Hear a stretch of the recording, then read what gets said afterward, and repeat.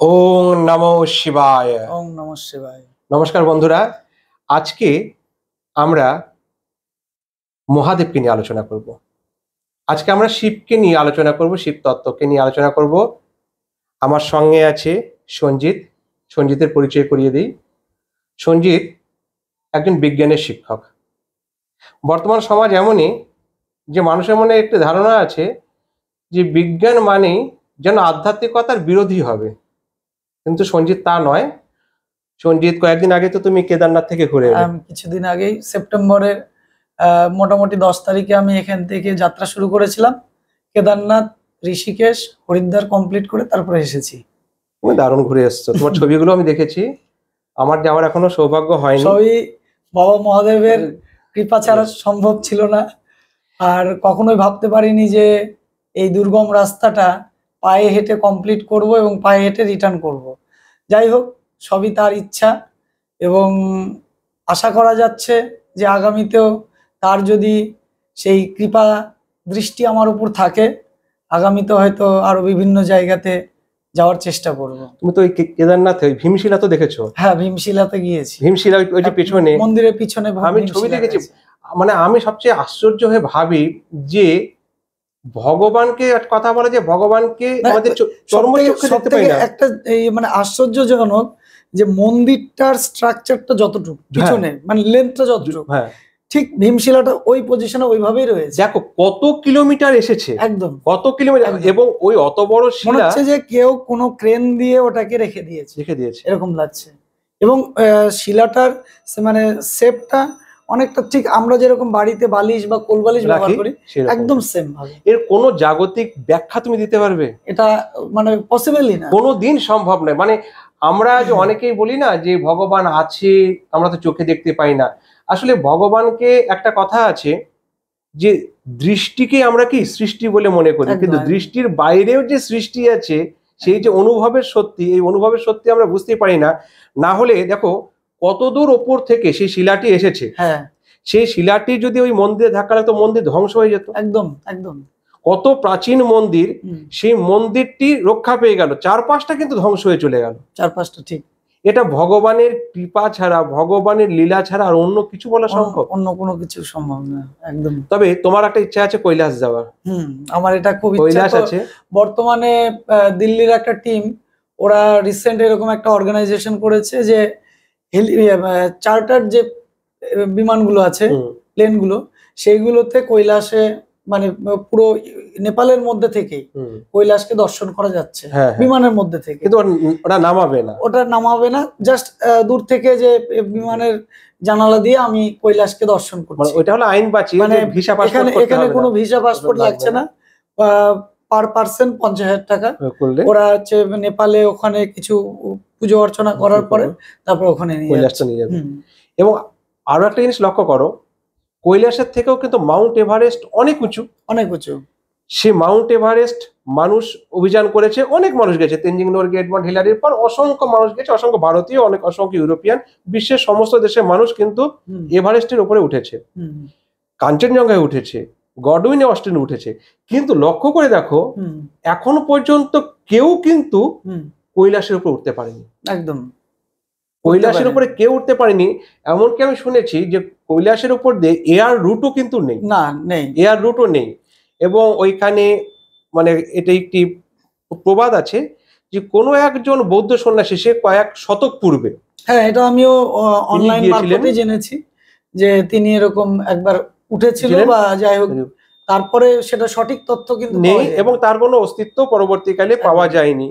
এই যে দুটো ঘটনা, যে কেদারনাথ মন্দিরের ঘটনা এবং এই যে কৈলাসের ঘটনা, এগুলো আমাদের চোখে আঙুল দিয়ে দেখিয়ে দেয় যে এই যে মানে সৃষ্টি স্থিতি বিনাশ, একদম এই যে মহাদেব এই যে মহাদেব বাবা মহাদেব তো পুরোপুরি তিনি সৃষ্টি এবং বিনাশেরই তো উৎস, একসঙ্গে উৎস।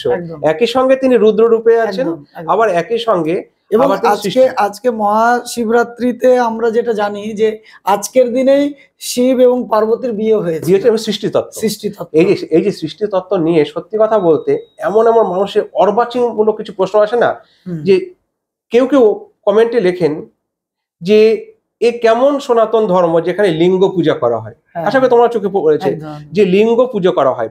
এখানে লিঙ্গ বলতে শব্দটি কিন্তু সংস্কৃত শব্দ, যেমন একদম। পুংলিঙ্গ, হ্যাঁ, স্ত্রীলিঙ্গ, স্ত্রীলিঙ্গ, ক্লীবলিঙ্গ, এরকম। এই শব্দটি কিন্তু সংস্কৃত শব্দ। হুম, এখানে লিঙ্গ বলতে এখানে তার যে যোগের ব্যাখ্যা, আসলে শিব তো আদি যোগী, হুম, তার যে যোগের ব্যাখ্যা সেই গভীরে যাওয়া যায় না। কারণ যোগের ব্যাখ্যায় বলা হয় কি, যে আমাদের এই যে মেরুদণ্ড, যেটাকে সুষুম্না, হুম, এখানে যোগের ব্যাখ্যা বলছে সুষুম্না, হুম, এর মধ্যে দুটো নাড়ি আছে, ইরা হুম, এবং পিঙ্গলা। হুম, এই ইরা পিঙ্গলা, আর এই যে এইখানে হলো সহস্রার। একদম। আর আমাদের যে যোনিদেশ মহিলাদের এবং পুরুষের পক্ষে যে লিঙ্গদেশ, সেখানে হলো মূলাধার চক্র। মূলাধার চক্র এই মূলাধার চক্রের সঙ্গে সহস্রারের যোগ যোগ করছে রয়েছে। এই যে সুষুম্না শিরের লিঙ্গ, হ্যাঁ, এবং এই যে লিঙ্গর এই যে এই জায়গাটা, এই যে আমাদের করটির সঙ্গে হ্যাঁ, এই যে যুক্ত হয়ে যুক্ত আছে। রয়েছে। আসলে এই আমরা গভীরে যাইও না, না, বুঝিও না, এবং এমন কিছু কিছু প্রশ্ন করে বসি যেগুলো আমরা অনেকে উত্তর দিতে পারি না। তখন কি হয়, সবার কাছে একটা হাসির খোরাক হয়। একদম।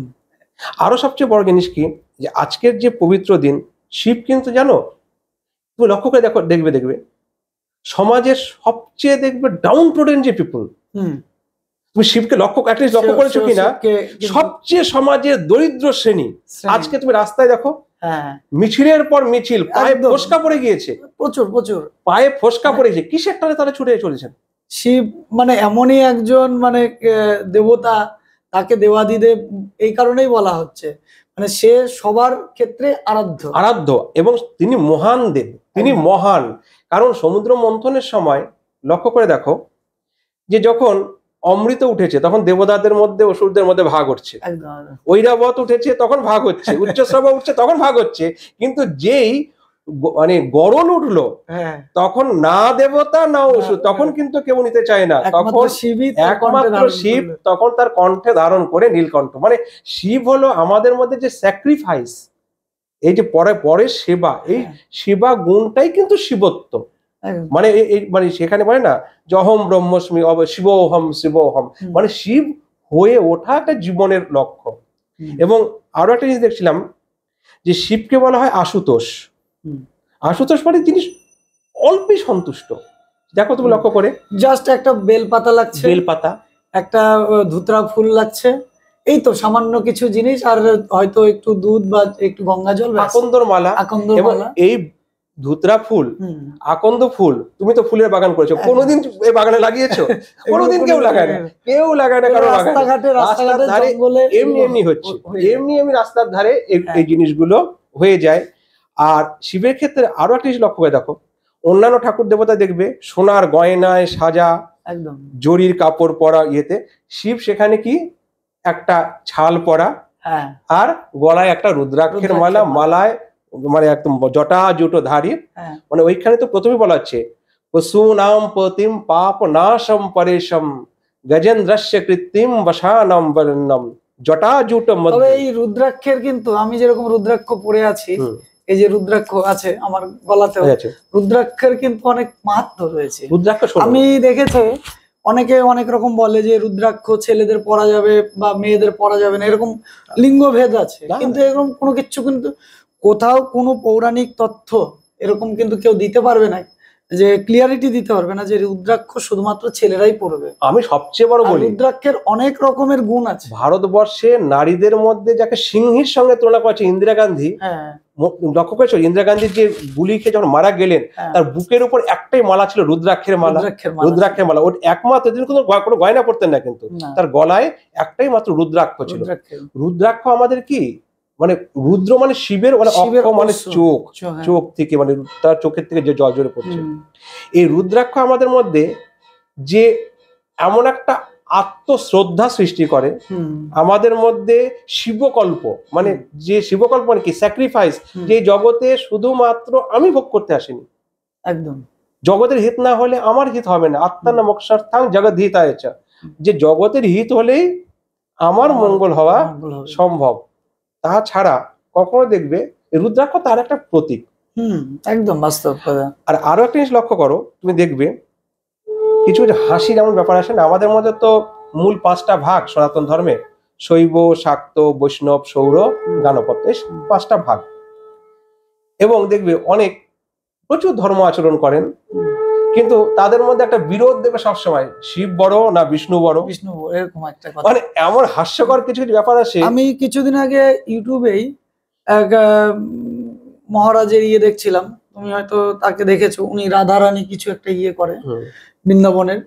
তো উনি বলছিল যে আমি কিন্তু আগে কাশীতেই ছিলাম, কাশী থেকে আমি কি করে বৃন্দাবনে এসে রাধারানীর আরাধ্য হলাম, সবই কিন্তু বাবা মহাদেবের জন্য, মহাদেবের জন্য। তার মানে কি বাবা মহাদেব আর হর, আর হর আর হরি, হরি হরি, হর যেখানে হরি সেখানে, সেটা আমরা বলি না হরি হর আত্মা, একদম হরি হর আত্মা, মানে যে দুই আত্মার মধ্যে বিভেদ করা যাবে না একদম।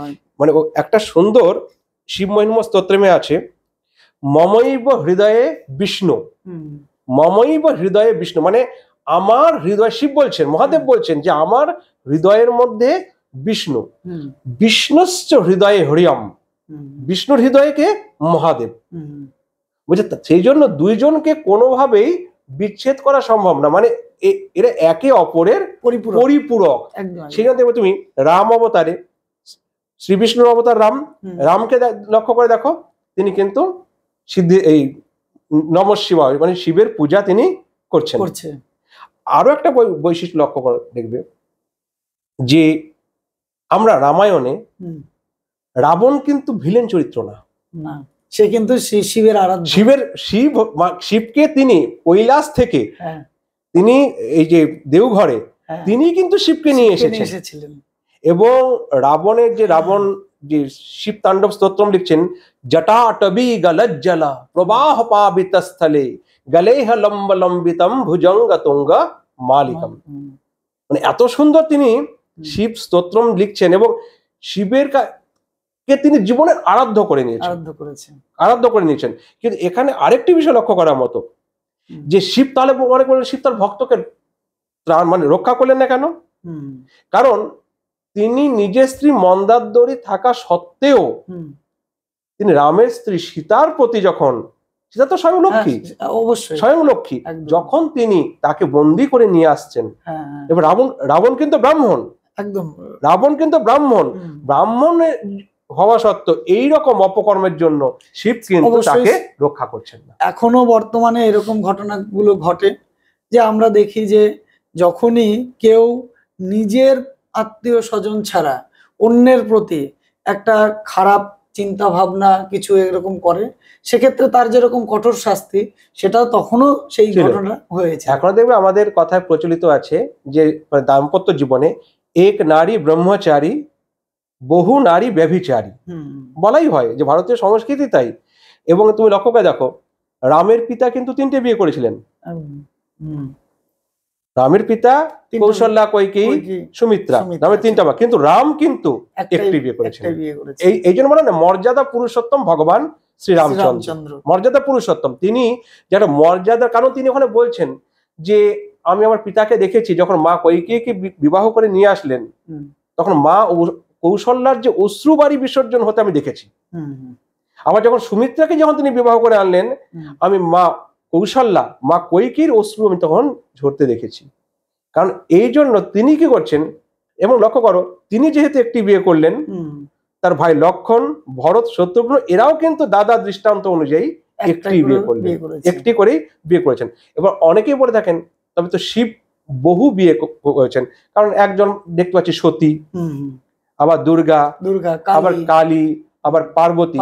এখানে একটি জিনিস কিন্তু লক্ষ্য করতে হবে যে শিব কিন্তু সৃষ্টিও নেই, বিনাশও নেই, অবিনাশী সত্তা। যেরকম সায়েন্সে যেরকম বলে যে শক্তির কখনো ধ্বংস হয় না, সেই জন্য অবিনশ্বর, শিব হচ্ছে সেই রকম অবিনশ্বর। আমরা দুর্গার মা পাচ্ছি, বাবা দুর্গার মা মেনকা। আরেকটা জিনিস দেখতে হবে যে দুর্গা বা কালী এরা প্রত্যেকে কিন্তু শক্তির উৎস এবং শক্তিপীঠ হিসাবে আমরা এদেরকে পূজা করি। আমি গত সপ্তাহে ঘুরে আসলাম, তোমার শান্তিনিকেতন গেছিলাম, পাশে কঙ্কালীতলা, পাশে কঙ্কালীতলা। এবার কঙ্কালীতলায় ওইখানে দেখবি যেখানে যেখানে শক্তিপীঠ, সেখানে কিন্তু শিবস্থান, শিব শক্তি পরস্পরের পরিপূরক ভাবে যেখানে যুক্ত। এই যে বলছিলাম না কিছুক্ষণ আগে, এই যে লিঙ্গ নিয়ে অনেকের মনে ধারণা, এটা তো বিজ্ঞানের ব্যাখ্যা। আরো যদি কেউ প্রচলিত ভাবেই বলা হয় যে কামাখ্যায় যোনি দেশ, হ্যাঁ জনি দেশ, সতীর যোনি পড়েছে, হ্যাঁ শিবের লিঙ্গ।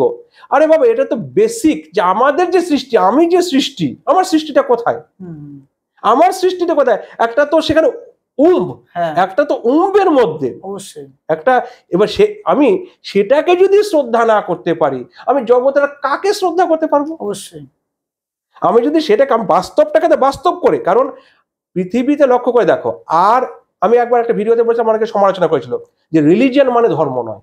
হুম, অনেকে ভাবি যে ধর্ম নিয়ে যে রিলিজিয়ন, কারণ ব্রিটিশরা যখন এসেছে তখন তারা আমাদের ধর্মের নাম রিলিজিয়ন দিয়েছে, একদম, কিন্তু রিলিজিয়নের ডেফিনেশন কি?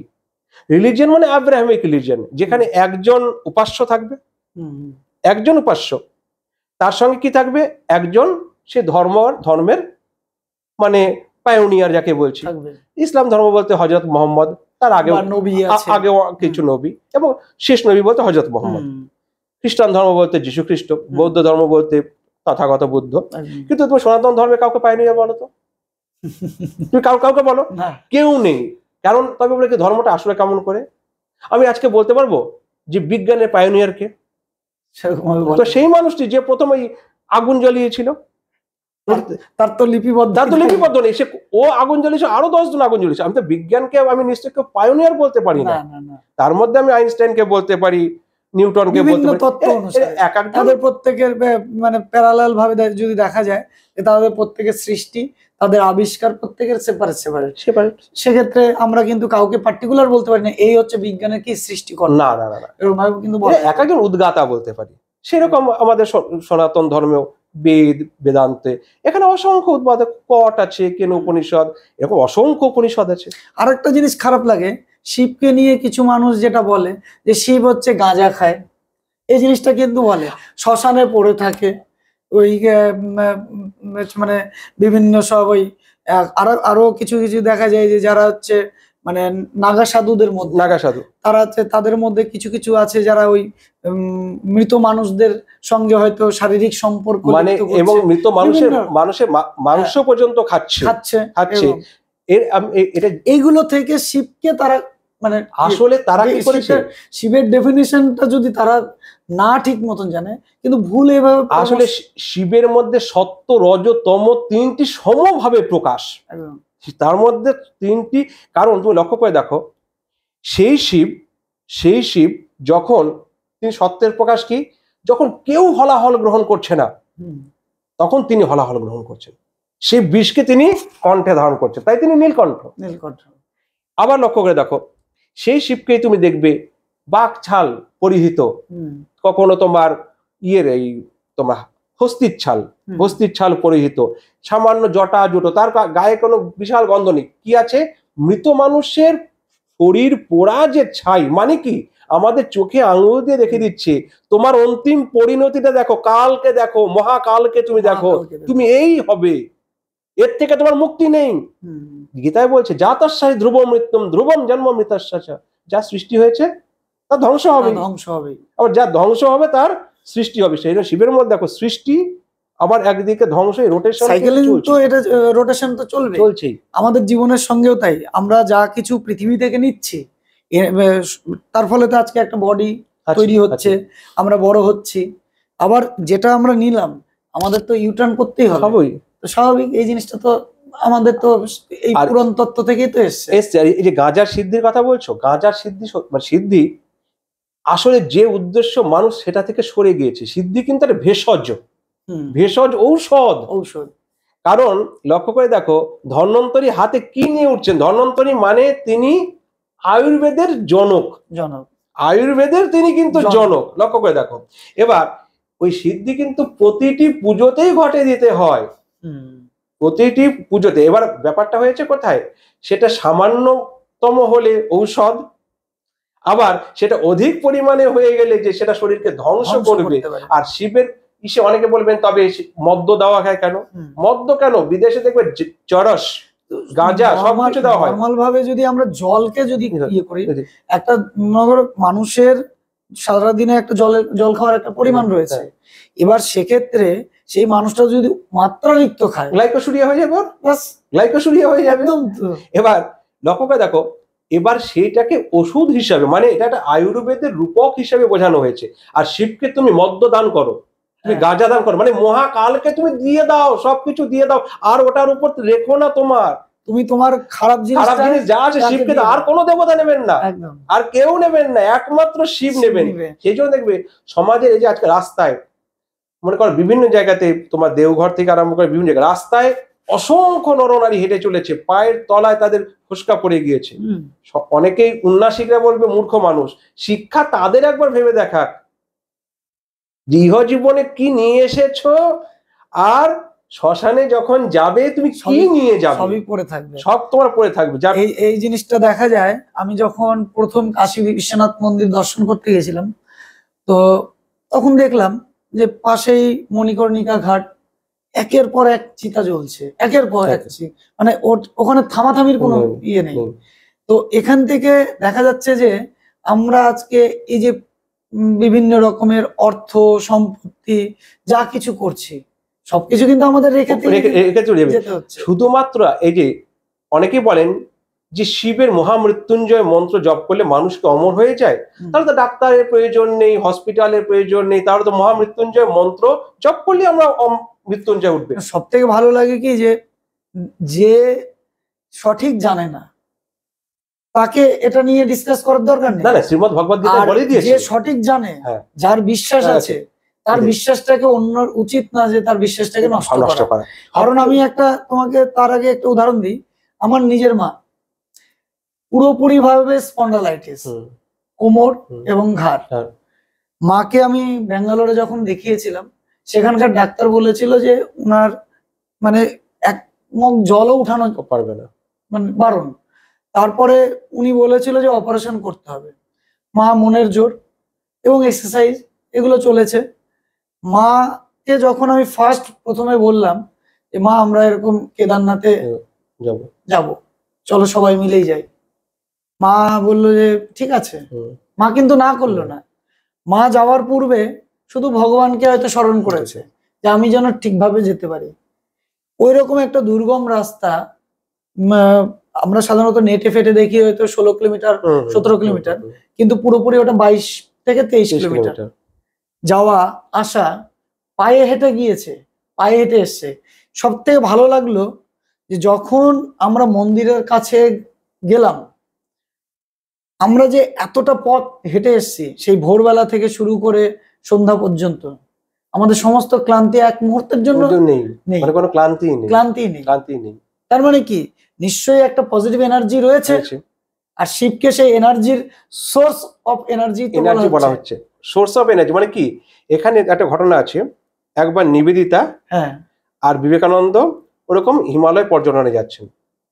তো তখন নিবেদিতা, তখন বিবেকানন্দ সামনে একদল সন্ন্যাসী তীর্থযাত্রী, হর হর মহাদেব, হর হর মহাদেব, হর হর মহাদেব করতে করতে এগিয়ে চলেছেন। তাই দেখে বিবেকানন্দ তাদের সঙ্গে হর হর মহাদেব, হর হর মহাদেব করতে করতে ছুটে চলছেন।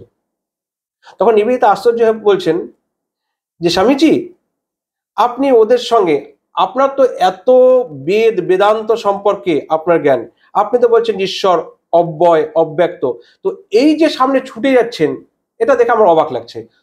তখন বলেছিল ওদের সঙ্গে ওই যে যাচ্ছি না, আমার উদ্দীপনা হচ্ছে, এই অনুভবটা হচ্ছে, এই উদ্দীপনাটা।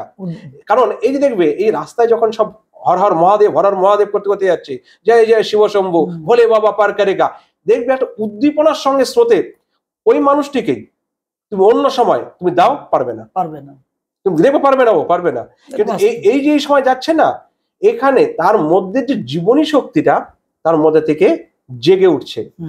ওই যেটা বলছিলাম যে মহামৃত্যুঞ্জয়, এই মহামৃত্যুঞ্জয় যে মন্ত্রটা, তো অনেকেই বলছেন যে মহামৃত্যুঞ্জয় মন্ত্র জপ করে মানুষ অমর হয়ে যায়।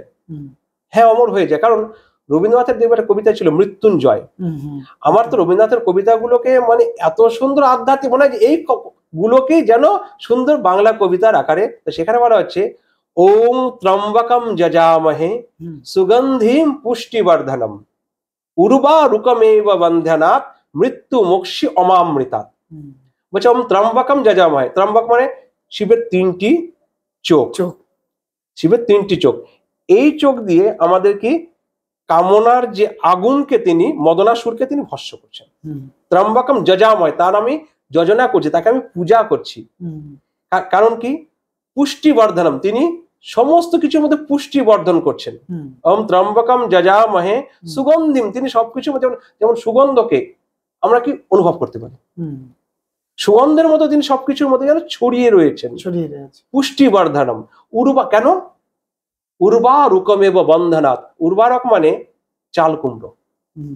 চাল কুমড়ো লক্ষ্য করে দেখো, গাটা সাদা হয়ে যাচ্ছে, চাল কুমড়ো যখন বেড়ে উঠছে, চাল কুমড়োকে সাউথ ইন্ডিয়ান মানুষরা শুভ মনে করে এবং তারা ঘরের সামনে রেখে দেয়, ঝুলিয়ে রেখে দেয়। ওই চাল কুমড়ো যখন দেখো গাছ, যখন ফলটা যখন পরিপক্ক হয়ে যাচ্ছে, গাছটা কিন্তু মরে যাচ্ছে, এবং ওর বীজগুলোকে এবার যখন এখানে পড়বে, মানে আমি যেন এই পৃথিবী থেকে চলে যাব, আমার যেন মৃত্যুর কোনো ভয় না থাকে। মৃত্যুঞ্জয় মানে মৃত্যু আমার জীবনের সত্য, কিন্তু মৃত্যুর যেন বিন্দু মাত্র আমার যেন ভয় না থাকে। আমি যেন সমস্ত মায়া মোহটাকে ত্যাগ করে মৃত্যু মোক্ষীয় অমামৃতা, মানে আমি যেন অমৃতত্ব, অমৃতত্ব যেন আমরা পেতে পারি। এই জন্যই অ্যাটলিস্ট মানে মহাদেবকে নিয়ে যখন কি করা যায়, রবীন্দ্রনাথের একটা কথা আছে যে শিবকে তিনি বলছেন প্যাশনেট, যে শিবের একটা এমন টান আছে না, যেখানে কোনো দেখো কোনো যুক্তি নেই। কেন যে শিবকে ভালো লাগে তুমি মানুষকে বোঝাতে পারবে না যে তোমার শিবকে ভালো লাগে। এ হলে এমন একটা চরিত্র যে মানুষের বিপদে যেন ঝাঁপিয়ে পড়েছে। একজন সাধারণ মানুষের মধ্যে দেখবে যে ট্রেন ছুটে আসছে, সামনে লাইনটা ফাটা, একটা মানুষ জানে আমার মৃত্যু অনিবার্য, তবু ট্রেনটাকে বাঁচানোর জন্য সে প্রাণ দিচ্ছে।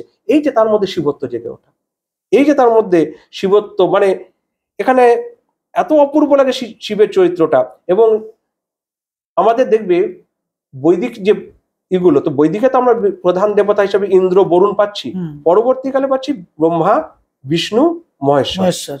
ব্রহ্মার দেখবে রাজস্থানে একটি মাত্র মন্দির, এছাড়া ব্রহ্মা কিন্তু সারা ভারতে সেই রকম ভাবে রাজস্থানেই আছে একটা মধ্যে পুষ্কর। আর শ্রী বিষ্ণুর অনেক অবতার, রাম অবতারে দেখবে শ্রী বিষ্ণুর পূজা কিন্তু খুব কম, অনেক জায়গায় নারায়ণ পূজা হচ্ছে, রাম পূজা, তিরুপতি বালাজি, এখানে বিভিন্ন নামে। বিষ্ণু হচ্ছে বদ্রীনাথ মন্দির ধামে আছে। মহাদেবকে দেখো শুধু অংশাবতার হিসাবে বজরংবলী, তাছাড়া দেখো মহাদেবের কিন্তু অত অবতার নেই। সেজন্য মহাদেব এমন ভাবে, যেটা যেন এই অনাদি অনন্তকাল ধরে যে সৃষ্টি, তার সঙ্গে সঙ্গে যেন আমি মহাদেবকে দেখে আসছি। যেটা আমি তোকে বলছিলাম যে রিলিজিয়ান না ধর্ম, ধর্ম হলো কি ধৃ ধাতু থেকে, যা আমার ধারণা, কনসেপ্ট, যে আমার একটা ধারণা কি, জল আমি তাকেই বলবো যে আমার তৃষ্ণা নিবারণ করবে, তাকেই বলবো তৃষ্ণা নিবারণ করে আমার জলের ধর্ম। সেটা মনুষ্যত্বই মানুষের ধর্ম। অনেকে আশ্চর্য লাগে শুনি যে না আমি কোনো ধর্ম বিশ্বাস করি না, মনুষ্যত্বে বিশ্বাস করি। এটা সোনার পাথর বাটির মতো। ধর্মে বিশ্বাস করি না, ধর্ম মানে কখনো গোঁড়ামি সৃষ্টি করে না, সে ধর্ম রাজনৈতিক ধর্ম হতে পারে। তা আপনি কেন রাজনৈতিক ধর্মের ট্র্যাপের মধ্যে পড়ছেন?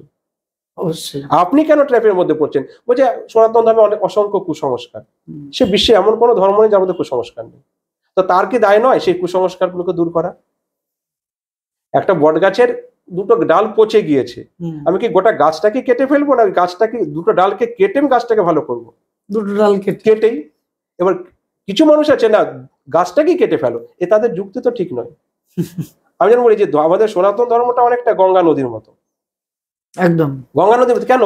তুমি তো একদম গঙ্গার প্রায় উৎস থেকে তুমি দেখে এসেছো, তো সে বলো ওই কাহিনীটা, মানে ওইখানে কেমন লাগলো? ওখানকার পরিবেশটা সম্পূর্ণ আলাদা। আর আমি যখন কাশী বানারসে আসছি, সেখানকার পরিবেশ আলাদা। আমাদের যখন পশ্চিমবঙ্গের মধ্যে দিয়ে যে গঙ্গাটা গিয়েছে, তার পরিবেশটা সম্পূর্ণ আলাদা। মানে কানপুরের পর থেকে গঙ্গার দফা রফা করা শুরু হয়ে গিয়েছে। একদম একদম। কারণ আমরা গঙ্গাটা যত মানব সভ্যতা ব্যবহার করছে, এক কথায় যত শহরাঞ্চলের মধ্যে দিয়ে যাচ্ছে, গঙ্গার যে নিজস্ব পবিত্রতা সেটা কিন্তু নষ্ট হচ্ছে। কিন্তু তুমি লক্ষ্য করবে উত্তরাখণ্ডে কিন্তু সেখানে পবিত্রতা নষ্ট হয়নি। না, ওখানে উত্তরাখণ্ডে কিন্তু হয়নি, তারপরে কানপুর থেকে। কারণ তুমি একটা যে কোনো বাচ্চা ছেলেকে জিজ্ঞাসা করে বলো, আচ্ছা গঙ্গা কি পবিত্র নদী না দূষিত নদী, সে সঙ্গে সঙ্গে তার কারণ আমি তোমাকে বলছি যে গোমুখ গুহার ওখানে যে গঙ্গার যে উৎস, সেখানে আমাদের যে ড্রাইভার ছিল, আমরা জল নিয়ে গিয়েছি, আমাদের জলটা শেষ হয়ে গিয়েছে। ও তখন বললো যে আপনার এই জলটাই খেতে পারবেন, পুরো সেফ। আমি আমি ঋষিকেশে আমি- গিয়ে গঙ্গায় নেমে নেমে জল খেয়েছি, শুধু বালির কিচকিচ ছাড়া, মানে একদম নেমে শরীর মনে হচ্ছে ঠান্ডা হয়ে গিয়েছে। একদম একদম আসলে কি আমাদের অবস্থাটা কেমন জানো, যে কোনো একটা ছেলেকে জিজ্ঞাসা করো, যে কোনো স্টুডেন্টকে জিজ্ঞাসা করো, আচ্ছা গঙ্গা পবিত্র নদী না দূষিত নদী, সে নিশ্চিন্তে দূষিত নদী, এর কোনো প্রশ্ন নাকি? কারণ তার কনসেপ্ট কি, সে দক্ষিণেশ্বরের গঙ্গা ভাববে, হুম, সে হাওড়ার যে ঘাটটা দেখবে বাবুঘাটের গঙ্গা দেখে ভাববে, সেটা ভাববে, সে তো কখনোই ভাববে না ওই ঋষিকেশের গঙ্গা, দেবপ্রয়াগের গঙ্গা, সে তো ভাববে না। সেটা ভাববে না। কারণ গঙ্গাকে আমরা কানপুর দিয়ে যখন পাস হয়েছে, অসংখ্য ট্যানারিকে নামিয়ে দিয়েছি, হুম, শহরের পাশ দিয়ে পাস হয়েছে, আমরা শহরের নর্দমাকে নামিয়ে আমরা গঙ্গাকে করলাম এই জন্যই তো দূষিত। ভারত সরকার বর্তমানে যিনি আছেন একটা উদ্যোগ নিয়েছে নমামি গঙ্গা, নমামি গঙ্গা, যে গঙ্গা হচ্ছে আমাদের মাতৃস্বরূপা, হুম, তাকে পরিষ্কার পরিচ্ছন্ন রাখার দায়িত্ব আমাদের, আমাদের প্রত্যেকে। এবং এবং হচ্ছে হ্যাঁ, হুম, এবং আমাদের যে গঙ্গার যে নিজস্ব যে একটা ধর্ম আছে, সেই ধর্মটা কি, আমরা দেখেছি যে গঙ্গাতে মানুষ মারা গেলে গঙ্গাতে স্নান করে, কেউ জন্ম নিলে গঙ্গাতে গিয়ে স্নান করে। শুদ্ধ হওয়ার জন্য হ্যাঁ। স্নান করে। এমনকি আগেকার দিনে এরকমও দেখা গেছে যে গঙ্গাতে কারো যদি রোগ ব্যাধি হতো, গঙ্গার জল যদি সে খেত, বা দেখা গেলো গঙ্গাতে গিয়ে সে যদি একটু ডুব দিয়ে আসতো, তার রোগ ব্যাধি সেরে যেত। কারণ কি সেই সময় গঙ্গার গঙ্গার যেখান সঙ্গে থেকে- আজকে তুলনাই করা যাবে না, গঙ্গা যে উৎস, উৎসটাই। সে উৎস, তারপরে যে জায়গাগুলো থেকে এসেছে, আমরা হরিদ্বার, ঋষিকেশ, উত্তরাখণ্ড, সেখানে জড়িবুটি, হুম, আয়ুর্বেদের হুম, ভান্ডার, ভান্ডার। আর সেখানে বিভিন্ন রকমের মানে পথ দিয়ে যখন গঙ্গা এসছে, সেখানে বিভিন্ন রকমের গাছপালা, বিভিন্ন কিছু গঙ্গার জলে পড়ে ওটা একটা ভেষজ ঔষধ তৈরি হয়েছে। লক্ষ্য করে দেখো, কিন্তু মানুষের কারণে বর্তমানে আজকে গঙ্গাকে আমরা নোংরা করেছি। নোংরা ঠিক করেছি। সনাতন ধর্মটাও তাই, একদম এক্স্যাক্টলি। সনাতন ধর্মটাও ঠিক তাই। সনাতন ধর্মে তুমি একটা জায়গাতেও একটা জায়গা নেই, কারণ সবচেয়ে লক্ষ্য করে দেখবে, কিছুদিন আগে বলছেন শ্রীমদ ভাগবত গীতায় জাতিভেদ কথা নিয়ে বলা হয়েছে, আমরা বলুন তো কোথায়? তো বলছেন কেন, চাতুর্বর্ণম মায়া সৃষ্টম গুণ কর্ম বিভাগস, ভগবান শ্রীকৃষ্ণ বলছেন 4টি বর্ণ আমি সৃষ্টি করেছি গুণ এবং কর্ম অনুযায়ী। জাতিভেদটা এলো কোথা থেকে? জাতিভেদটা কোথা থেকে এলো? ব্রাহ্মণ, ক্ষত্রিয়, বৈশ্য, শূদ্র, কি বলছে, গুণ কর্ম বিভাগস, জাতস্য অনুযায়ী। একজন ব্রাহ্মণের ছেলে হলে কোনোদিন ব্রাহ্মণ হবে, ক্ষত্রিয় ছেলে হলে ক্ষত্রিয় হবে? কোনোদিন নয়, কোনোদিন হয় না। বলছে একটি মানুষ, কি সুন্দরটি কথা আছে, বলছে জন্মানা জায়তে শূদ্র, প্রতিটি মানুষ শূদ্র হয়ে জন্মগ্রহণ করে। শূদ্র মানে কি, সার্ভিস। তুমি যদি ছোটবেলা থেকে সার্ভিস, অন্যের সেবা না করতে পারো, আর যদি ভাবো অন্য আমাকে সেবা করবে, কি অপদার্থ তৈরি হবে? হতো কি অপদার্থটা তৈরি হবে, যে জন্মানা জায়তে শূদ্র সংস্কার দ্বিজোচ্যতে, কিছু সংস্কারের মাধ্যমে সে দ্বিজ বলে পরিগণিত হয়। বেদ পাঠাৎ ভবেদ বিপ্র, বেদ পাঠ করে সে বিপ্র বলে পরিগণিত হয়। ব্রহ্ম জানাতি ব্রাহ্মণ, ভগবানকে যিনি অনুভব করেছেন তিনি মাত্র ব্রাহ্মণ। আজকে আমরা ভাবি যে আমার বাড়িতে যে পুজো করতে আসছেন, ওর বাড়িতে যে পুজো করছেন তিনি ব্রাহ্মণ। কোনোদিন না, কোনোদিন না। তারা ব্রাহ্মণ ইয়েকে তোমার আজকে আরেকজন কথা মনে পড়ে যায়, শিব বলা হয়, শিব লোকনাথ। শিব লোকনাথ তিনি মানে মহাদেবের একনিষ্ঠ সাধক। এই শিব লোকনাথ, তাকে একবার জিজ্ঞাসা করেছিল যে আপনি জীবনে ব্রাহ্মণ দেখেছেন? তিনি তো জানো যে 160 বছর বেঁচে ছিলেন, সঠিক ডকুমেন্টস তখনকার ছিল না, তাই বলা হয় ধরে নিচ্ছে দীর্ঘজীবী হয়েছিলেন। তিনি বহু জায়গা পদব্রজে তিনি ঘুরেছিলেন। তিনি বলেছিলেন তার টোটাল লাইফ স্প্যানের মধ্যে 3 জন ব্রাহ্মণকে দেখেছেন। 3 জন। এমনকি তার গুরু যে ভগবান গাঙ্গুলি, তার নামও বলেননি। 3 জনের নাম কার কার বললেন? বললেন কাশীর ত্রৈলঙ্গ স্বামী, 1 কাশীর ত্রৈলঙ্গ স্বামী, 2 মক্কার আব্দুল গফুর, এবং 3 তিনি নিজের দিকে আঙুল দিয়ে দেখেছিলেন। ভাবো, তার ওই লাইফ স্প্যান, তার ওই অভিজ্ঞতায় মাত্র 3 জন ব্রাহ্মণ দেখলেন, আর আমরা হাটে মাঠে রাস্তায় ঘাটে এত পরিমাণে ব্রাহ্মণ খুঁজে পাচ্ছি। মানে আমরা যাজককেই আজকে আমরা ব্রাহ্মণ বানিয়ে ফেলেছি। আচ্ছা, আর একটা জিনিস, এই যে বর্তমানে আমরা দেখি, তুমিও শিক্ষকতার সঙ্গে যুক্ত আছো চাকরির পাশাপাশি, আমিও ধরো যে মানে ইয়ে শিক্ষকতা বলতে এই যে বিভিন্ন রকম, মানে এখানে আমার ছেলের সঙ্গে ছেলের বন্ধু আসলো, বন্ধু বান্ধব, আমি যেমন ওকে নিয়ে সঙ্গে সঙ্গে বসে গেলাম। আর হচ্ছে দ্বিতীয়ত ধরো যে হয়তো কোথাও গেলে হুম। কোনো স্টুডেন্টকে দেখলে সে দরিদ্র, হয়তো এটা শোনো, তাকে একটু এটা হলো আমার মানব ধর্ম, একদম এটা আমি মানব মানে ধর্ম। তাকে একটু ফ্রিতে কিছু কারণ বলা, সে যদি তাকে যদি আমি কিছু না শেখাতে হ্যাঁ, পারি, আমি তাকে তো না, আমার সেই পড়াশোনার লাভ সেই কি? সেটাকেই বলা হচ্ছে। হুম। আজকে আমি শিক্ষকতা মানে যে এমন যে আমি তার কাছ থেকে পারিশ্রমিক নিচ্ছি তা কিন্তু মোটেও না। না না না, বিনা পারিশ্রমিকে আমি কাউকে কিছু শেখাচ্ছি, ওটা কেউ অবশ্যই, আমার কাছ থেকে কিছু অবশ্যই, শিখছে, অবশ্যই, এটাই শিক্ষকতা আমি মনে করি। অবশ্যই। প্রকৃত শিক্ষকতা কিন্তু এটাকেই এটাই বোঝায়। অবশ্যই। তো সেখানে আমরা দেখি বর্তমানে যে ছেলেমেয়েরা এখন তো প্রত্যেকে মোবাইল অ্যাডিক্টেড আফটার লকডাউনের হুম, পরে। হুম। তো লকডাউনের পর থেকে আমরা দেখছি যে ছেলেমেয়েরা পড়াশোনার প্রতি একদমই কনসেন্ট্রেশন নেই। নেই। এদেরকে কি করে সেই পড়াশোনামুখী করা যেতে পারে? আরেকটা জিনিস, আমাদের এই সনাতন ধর্মের মন্ত্রোচ্চারণ ওম হুম। মেডিটেশন আমরা যেটা ব্যবহার করি, এটাও তো সেই মহাদেবকে স্মরণ করেই তো করা হচ্ছে। মেডিটেশন মানে হ্যাঁ, এখানে এটা নিয়ে যদি একটু সবচেয়ে বড় বলো। জিনিস কি জানো, তুমি আজকে স্কুলের ছেলেদের তো অনেক দূরস্থান, হুম তুমি একটা অপ্রিয় কথা কি জানো, আমি তো অডিটের জন্য বহু স্কুলে যাই, টিচার্স কমন রুমে বসতে হয়, হ্যাঁ দেখি সবার মধ্যে, আমাদের সবার মধ্যে, কারো একা বলছি না, ধৈর্য জিনিসটা অসম্ভব ভাবে কমে গিয়েছে। ফিকেলনেস, তুমি দেখবে এখন মানে সবার হাতে মোবাইল নিলে কি বেশি দেখে জানো, রিলস। রিলস মানে 10 সেকেন্ড, 15 সেকেন্ড, 20 সেকেন্ড, মানে ওইটুকু ধৈর্য ধরে যে কোনো জিনিস শুধু রিলস দেখবে। নিজেদের মধ্যে না, হ্যাঁ। ভগবানকে নিয়ে পর্যন্ত হ্যাঁ, রিলস কারণ কি এখানে সবকিছু মানে একটা রিলস মানে কি কোনো কিছুর প্রতি শ্রদ্ধা নেই, না। আত্মশ্রদ্ধা যতক্ষণ না আসবে তার দ্বারা কোনো কিছু সম্ভব না। কোনো কি আজকে বলতো শিক্ষার মধ্যে কোনো জায়গায় আত্মশ্রদ্ধার কোনো স্থান আছে? না। কোনো জায়গায় আত্মশ্রদ্ধার কোনো স্থান আছে?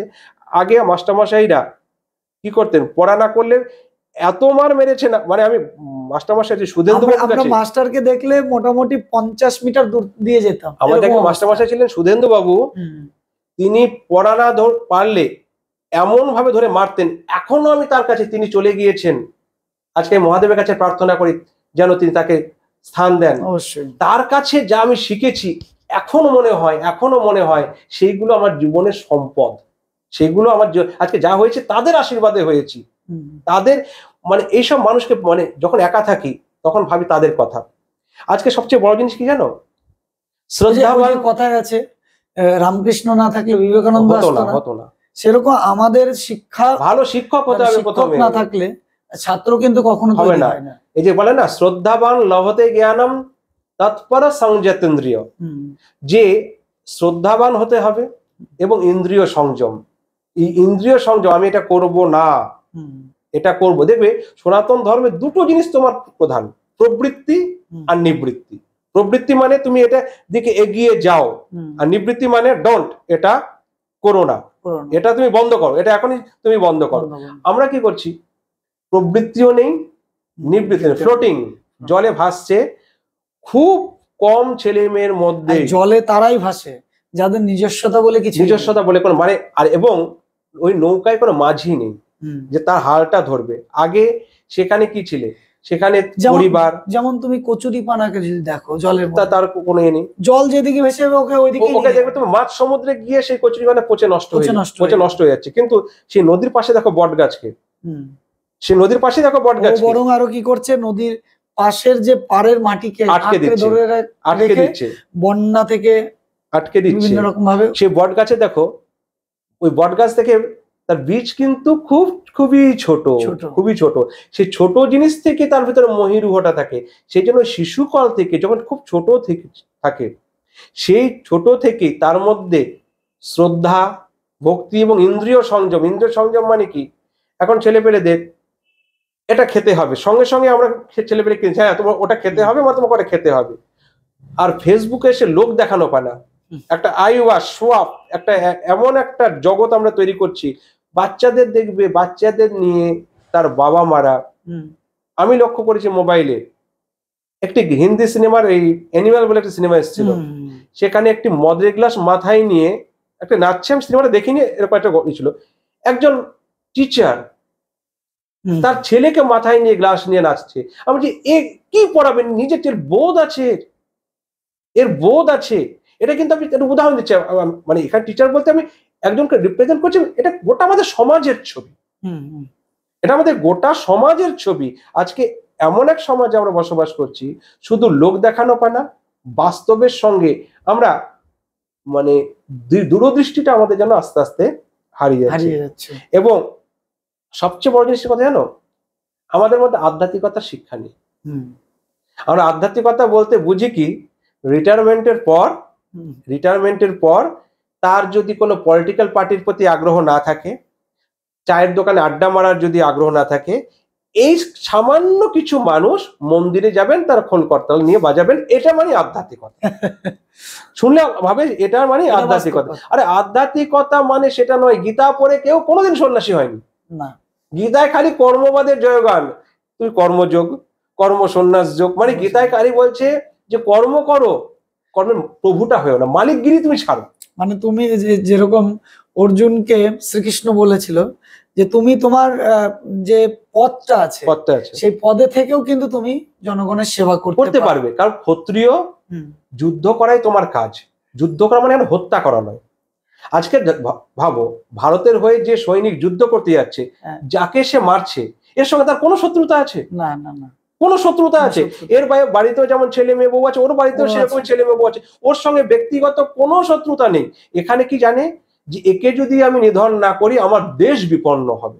একদম এর ধর্ম, এটা ধর্ম। ধর্ম। ডাক্তারের কাছে একজন ডাকাত যখন গুলি খেয়ে আসে, ডাকাত কিন্তু তখন ডাক্তার ভাবে না যে ডাকাত, ডাকাত তখন ভাবে এ একজন রোগী, একে আমাকে বাঁচিয়ে তুলতে হবে। তুলতে হবে। তারপরে আইনের ব্যাপার যে আইন করবে করবে, একদম। একে আপাতত আমাকে বাঁচিয়ে তুলতে হবে।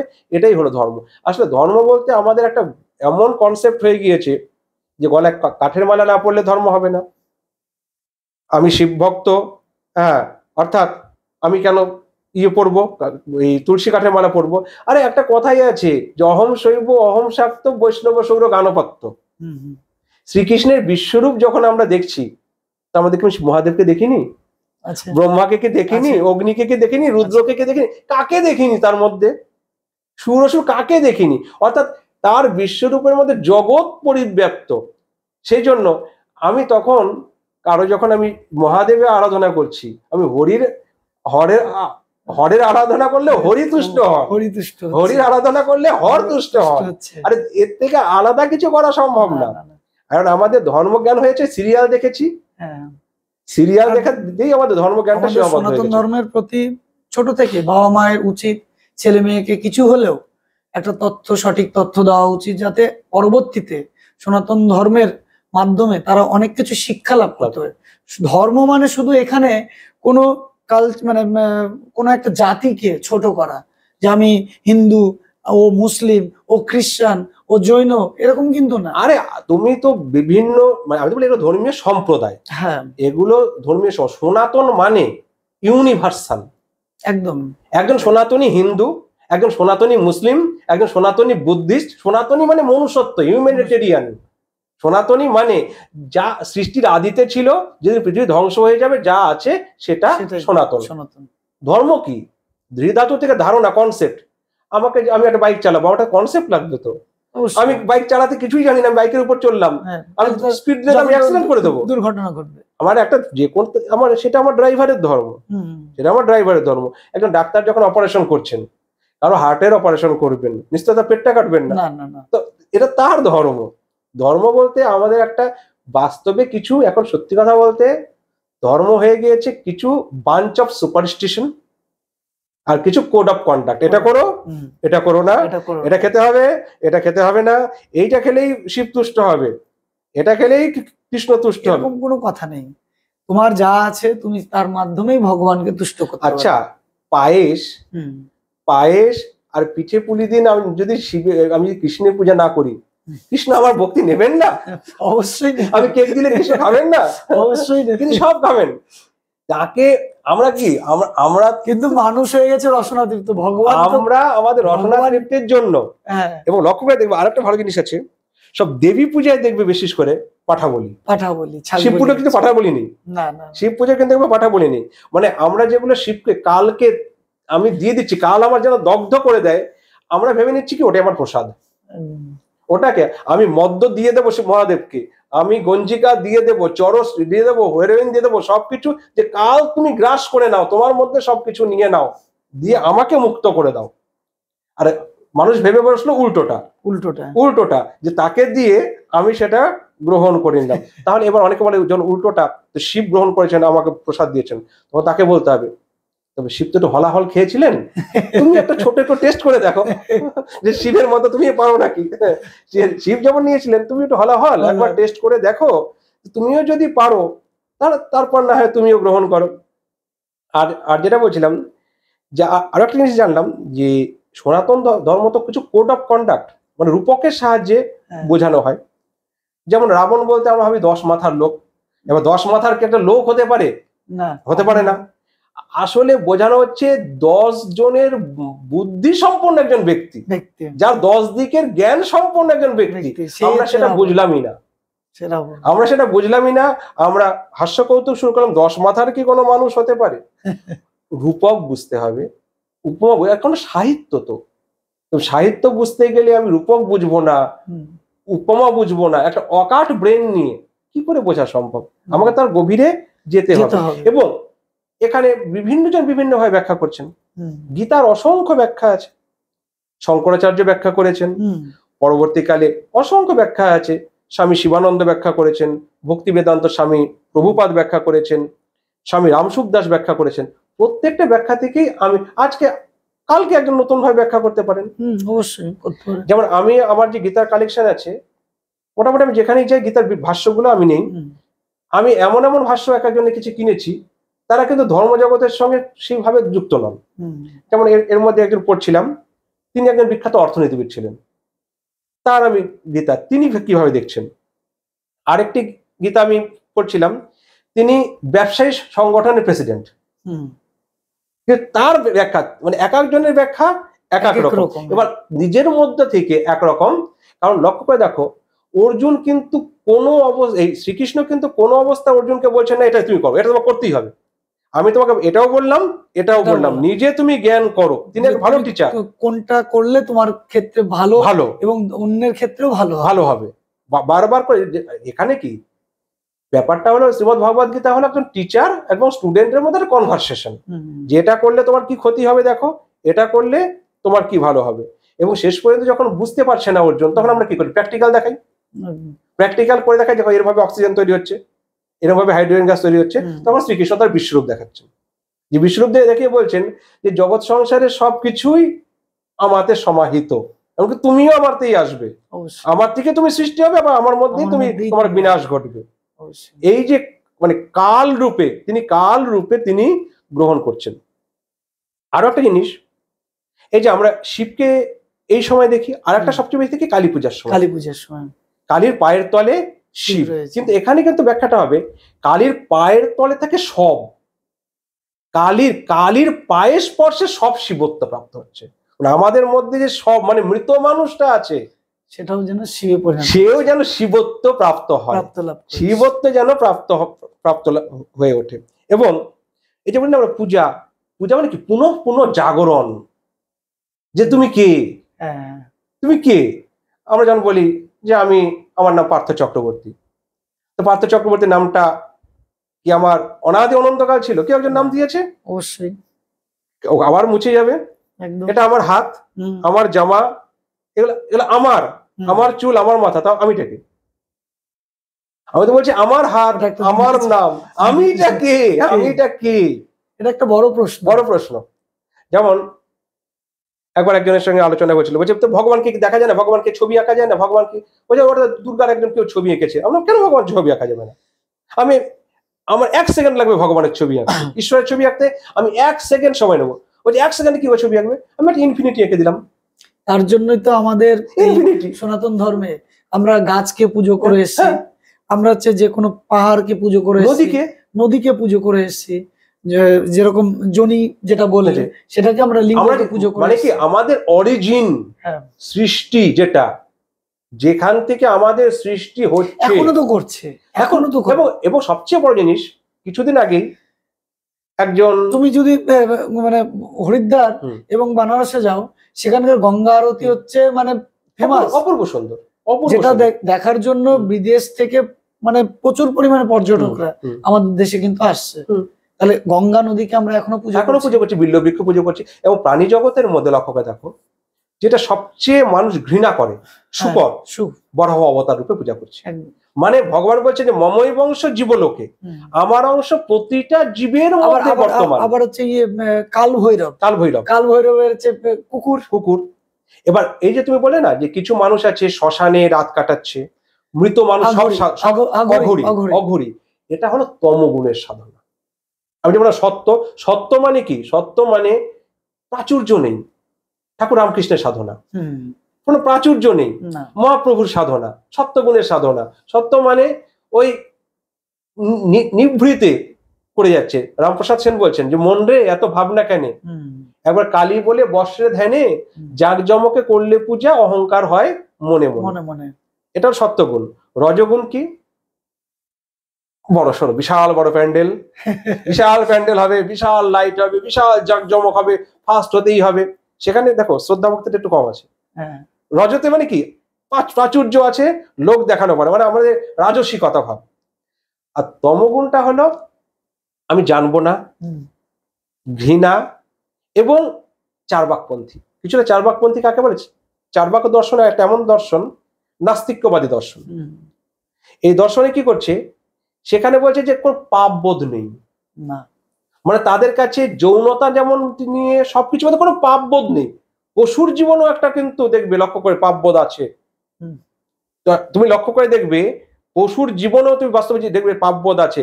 অসংখ্য পশুকে দেখবে কাঁদতে দেখবে। কোন একটা, আমি একটা ঘটনা দেখেছিলাম যে আসানসোলের ওখানে একজন বাইক নিয়ে যাচ্ছিল, একটা হনুমান লাফ দিয়ে তার ঘাড়ে পড়ে, বাইকটা ট্রাকের তলে ঢুকে মারা যায়। ওই হনুমান বডির কাছে বসে কাঁদছে। ওই হনুমান বডি, ও জানে অন্যকে মেরে ফেলতে পারে, কিন্তু ও সরছে না। ওর ওই যে মনে অনুশোচনা, ওই যে পাপবোধ। কিন্তু এই একটা চার্বাকপন্থী সম আছে, অঘরপন্থীরা ঠিক সেরকম। অঘরপন্থীদের ব্যাপারটা কি? যে জগতের কোনো কিছুর প্রতি ওদের ঘৃণা নেই, কোনো কিছুর প্রতি কোনো, তারা কঙ্কালে যে স্কাল, করুটির মধ্যে তারা জল রেখে মদ খাচ্ছে এবং তাদের বস্ত্র দেখবে কালো, ছায়ের মতো ওই মানে চিতাভস্য। এবং বলা হয় তাদের সাধনা হলো মকারাত্মক সাধনা, বলা হয় পঞ্চম সাধনা। এটা হলো যে তমগুণের মানে একটা উদাহরণ, তমগুণের সাধনা। কিন্তু আমাদের সাধনা কখনো তমগুণের দিকে যেতে পারে না। আমরা রজতে আছি, আমরা জানি যে আমাদের মধ্যে সোয়াপ আছে, লোক দেখানো আছে, সবকিছু আছে। বলছেন অর্জুন, বলছেন কৃষ্ণকে যে চঞ্চলং হি মন কৃষ্ণ প্রমাতে বলভদ্রম, যে আমি কি করে আপনার কথা শুনবো, আমার মন তো চঞ্চল। এই আপনার কথা শুনছে, আবার মন ফ্ল্যাকচুয়েট করে যাচ্ছে, কথাটা ধরে রাখতে পারছে না। তখন শ্রীকৃষ্ণ বলছেন অভ্যাসেন তু কৌন্তেয় বৈরাগ্যেন চ গৃহ্যতে, বলছে অভ্যাস করো। কিরকম? পঞ্চ ইন্দ্রিয় দিয়ে অভ্যাস করো। জিহ্বা দিয়ে ভালো কথা বলা অভ্যাস করো, কান দিয়ে ভালো শোনা অভ্যাস করো, চোখ দিয়ে ভালো কিছু দেখা অভ্যাস করো, ভালো স্পর্শ করো, খারাপ কিছু স্পর্শ করো না, নাসিকায় ভালো ঘ্রাণ নাও। তাহলে, কারণ আমি ঘ্রাণটা দুটো ঘ্রাণ হতে পারে, কেউ দুর্গন্ধ নিতে পারে, এক সুগন্ধ। এই যে ব্রাউন সুগার, হেরোইনে শুনেছি তারা ধোঁয়ার মতো করে ঘ্রাণ নেয়, সেটা তো সে এবং তার নেশার জগতে চলে যাচ্ছে, এটা তো তাকে ধ্বংস করে ফেলছে। সেই জন্য বলছে যে এগুলো থেকে তুমি, আর এই ধ্বংস থেকে মুক্তি লাভের জন্যই আজকে বাবা মহাদেবের সবচেয়ে বড় বিশেষত্ব কি? যে তিনি তার রূপের মধ্যে তিনটা অবস্থা দেখাচ্ছেন। তিনটা অবস্থা সত্য, তার মতো স্যাক্রিফাইস তুমি কারোর মধ্যে পাবে না, গডের মধ্যে কারোর মধ্যে পাবে না। সেই জন্য মানে পর্যন্ত শ্রী বিষ্ণু পর্যন্ত রামাবতারে তাকে পূজা করছেন। এবং আরো লক্ষ্য করো, রজ মানে যখন সতীর সঙ্গে তার বিবাহ হচ্ছে, তার অপূর্ব সেই রূপ, দিব্যকান্তি রূপ। আজকের যে শিব চতুর্দশী, সেখানে কিন্তু লক্ষ্য করে দেখো, যখন দুর্গা তার হাতে 10টা দশ প্রহারেণ, কালী ঘোর করালি বলা হয়, কালী ঘোর করালি মানে তাকে দেখে তোমার ভয় লেগে যাবে। আজকে দেখো পার্বতী সবচেয়ে সুন্দরী, সবচেয়ে পার্বতী রূপের সঙ্গে কিন্তু কারো রূপ তো তুলনীয় নয়। মানে নারীর মধ্যে আরেকটা জিনিস, শিব উচ্চারণ করার আগে কিন্তু মা পার্বতী, তার জন্য যে নম পাতায়ে পার্বতী নমো নমো। আমরা বলি কি বলি? এবার বলছি যে যেমন হর গৌরী, হুম, হ্যাঁ, হর পার্বতী। এবার পার্বতীর সঙ্গে যখন তিনি এই কৈলাসে, হুম, যখন তোমার অমরনাথ গুহায় হুম। যখন তিনি এই যে সৃষ্টি তত্ত্ব যখন ইয়েকে বোঝাচ্ছেন, তখন ওখানে এখনো কথিত আছে যে দুটো পায়রা, দুটো হ্যাঁ। পায়রা সেখানে ছিল, এবং বলা হয় সেই থেকে ওই জায়গাতে একটা সময় ঠান্ডায় কেউ থাকতে পারে না, কিন্তু কোথা থেকে সে পায়রা অলৌকিক ভাবে কিন্তু সেখানে চলে আসে। আসলে সনাতন ধর্মটা এত সৌন্দর্যতে রূপক গুলো আমরা বুঝতে পারি। আমরা আসলে হয় কি রূপক বুঝতে পারি না, উপমা বুঝতে পারি না। বলা হয় যে হনুমান কি করলেন, গন্ধমাদন নিয়ে আসলেন। তোমরা একটা পাহাড়কে কেউ উঠিয়ে নিয়ে আসতে পারে, আর গন্ধমাদন বলতে কি বোঝানো হচ্ছে? কাউকে হয়তো বলা হলো যে তুমি ওখান থেকে একটা জামা নিয়ে এসো, তো সে জামার পুরো বান্ডিলটাকে নিয়ে আসলো, কি পাহাড় উঠিয়ে নিয়ে আসলে, তুমি কি পাহাড়টাকে উঠে, সে কি সত্যিকারই পাহাড় উঠিয়েছে? প্রচুর জিনিস নিয়ে এসছে। সেটা উপমা আমরা বুঝতে পারছি না, রূপকটাকে বুঝতে পারছি না, এবং তার ফলে হচ্ছে কি আমরা হচ্ছে পাহাড়টাকে পাহাড়ি মনে করছি। এই একটা বড় আমাদের মধ্যে কি হয় ত্রুটি দেখা যায়। আর পূজা মানে কি? পূজা মানে আমাদের ভিতরে যে পুনঃ পুনঃ জাগরণ। এই যে আজকের রাত বলা হয় যে এই আজকের রাত হলো গোটা রাত কিন্তু জাগরণের কথা। মহাদেবকে মানে আমরা সাধারণত কি জানি যে আমাদের কুণ্ডলিনীকে জাগ্রত করা, কিন্তু আজকে হচ্ছে বাবা মহাদেব নিজেই আসছেন, নিজে আজকে আসছেন। এবং সবচেয়ে বড় জিনিস কি, যোগ কুণ্ডলিনী জাগ্রতের মাধ্যমে কি করছে, আমরা আমাদের এনার্জিকে ব্লাস্ট করছি এবং আমাদের যে প্রকৃত আমিটাকে চিনছি। প্রকৃত আমিটাকে চিনছি। কারণ যোগ বলতে আমাদের দেখো, লক্ষ্য করে দেখবে, যোগ বলতে আমাদের ধারণা কি, কিছু এক্সারসাইজ, কিছু জিমন্যাস্টিককে আমরা যোগ বলে ফেলছি। আর আরেকটা জিনিস, আমরা প্রত্যেকটা উপবাস করি, এর পিছনে তো সায়েন্টিফিক ব্যাখ্যা আছে যে আমাদের শরীরের যে মাংসের যে একটা স্তর, সেটা তো খাদ্যের মাধ্যমে আসছে। আমরা যখনই খাবারটাকে কম করব, বাইরের এনার্জিটা, পজিটিভ এনার্জিটা আমাদের মধ্যে কি হবে, সরাসরি ঢুকবে। তার জন্য আমরা কি করি, আমরা সেটাকে উপবাস মাধ্যমে সেই শক্তির আরাধনা করছি। কারণ লক্ষ্য দেখো, এখন আমরা ছুটির দিন কাটাই রবিবার। এই রবিবার কিন্তু চিরকাল ছুটির দিন ছিল না। রবিবার খ্রিস্টিয়ানিটিতে বলা হয় যে গড এই মন্ডে থেকে স্যাটারডে পর্যন্ত পৃথিবীর সৃষ্টি করলেন, তারপর তিনি বিশ্রাম নিচ্ছেন রবিবার। সেই জন্য খ্রিস্টিয়ানিটি, ব্রিটিশরা যেহেতু 190 বছর ছিল, তারা দিয়ে গেছেন রবিবার ছুটি। কিন্তু তার আগে যখন মোগল পাঠান যুগ ছিল, তখন ছিল শুক্রবার। তখন ছিল শুক্রবার। তার কারণ কি, মুসলিমদের জুম্মাবার। কিন্তু তার আগে কি ছিল, বাংলাদেশে আছে, তার আগে কি ছিল এই নিয়ে আলোচনা শুনবেন। তার আগে ছুটির দিন কোন দিন ছিল? যখন পৃথ্বীরাজ চৌহান যখন রাজা ছিলেন, যখন বিক্রমাদিত্য ছিল, তখন কোন দিন ছুটির দিন ছিল? আর আমাদের জ্ঞান ওইখানেই আটকে গেল। তখন দুটো একাদশী, অমাবস্যা, পূর্ণিমা এবং এই যে বড় বড় তিথিগুলো, শিব চতুর্দশী, জন্মাষ্টমী, এই দিনগুলো ছিল ছুটির দিন। এই দিনে তারা দেবার্চনা করত, পুজো করতো। এই পুজো মানে বললাম পুনঃ পুনঃ জাগরণ। এবং তারা কি করত, যে এই দিনটা তারা আধ্যাত্মিক ভাবে কাটাতো, এই যে আমাদের ভারতবর্ষের মানে সনাতনী শিক্ষা, এটা তো আমরা ভুলে গিয়েছি। এখন আমরা রবিবার কি করছি, একটা অলস দিন আমরা কাটাচ্ছি, প্র্যাকটিক্যাল একটা অলস দিন কাটাচ্ছি, জাস্ট ওয়েস্টেজ অফ টাইম। সেটা আর অন্য কোনো দিনের সঙ্গে কি আছে, যাবো না, টিভি দেখলাম, গা গড়িয়ে।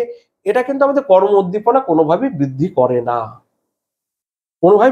না, বরং আগের যে সিস্টেমটা ছিল সেটা যদি আসতো, দেখো সেখানেও কিন্তু 4টে দিনই পেতাম, দুটো একাদশী পেতাম, একদিন পূর্ণিমা পেতাম, এবং সেই দিনগুলো উপবাস করা হতো। উপবাস করে দেখবে আজকের কথাই বলো, অধিকাংশ মানুষ উপবাস করেছে কি, তারা খাচ্ছে চা চিনি দিয়ে। আরে বিষ খেয়ে যাচ্ছে উপবাস করে, তুমি বিষ পান করছো, তুমি মহাদেব নও, বুঝো, এটা বুঝো ভালো করে যে তুমি এটা নও।